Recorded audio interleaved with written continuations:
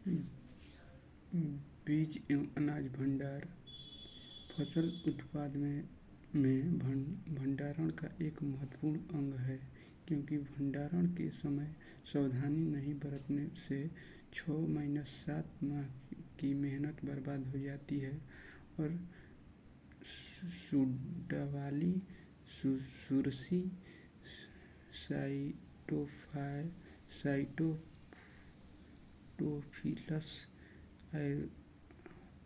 ओरायजी, अनाज का पतंग, साइटोट्रॉन्ग, सीरियल एवं दाल का ढोल, कैलोसुब्रिक्स प्रजातियां का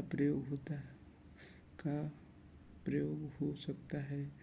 इसके अलावा कुछ गौड़ की कीट जो बाहर रहकर भूमि एवं अन्य भाग से क्षति पहुंचाते हैं, जैसे छोटे छिद्र या घुन, राजपोथा, डोमिनिका, आटे का स्ट्राबोनियल, कैस्टिनियल, गोदाम का पतंग, कैडरा,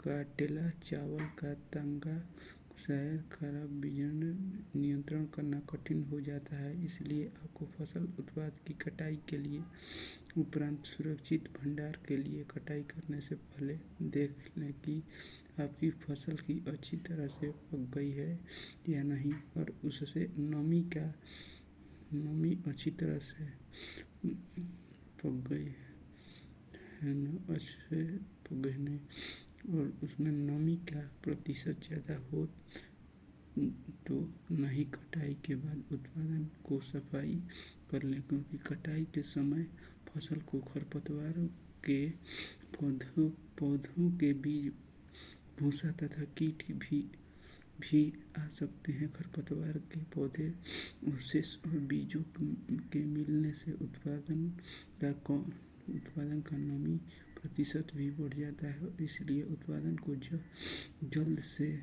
जल्द सूखा कर नमी 10-12% के आसपास रखते हैं। यदि कच्चा भंडार स्थल है तो आप उसके फर्श और दीवार को गोबर से साफ कर सकते हैं। यदि पक्का है तो आप चूना से दीवार की सफाई कर सकते हैं। गोबर और चूना दोनों कीट को मारने का काम करते हैं। उत्पादन की कटाई के उपरांत सुरक्षित भंडार के लिए निम्न बातों पर ध्यान देना चाहिए। भंडार से पूर्व बात, भंडार का कक्षा एवं मात्रा को कीट मुक्त करना है। कीट प्रबंधन का कार्य फसल की कटाई से ही शुरू हो जाता है, इसलिए कटाई का गहराई ढुलाई में प्रयुक्त यंत्रों सावधान को कीट को मुक्त रखना चाहिए। खलिहान को बराबर साफ करके ही कटी फसल को वहां रखनी चाहिए। इस बात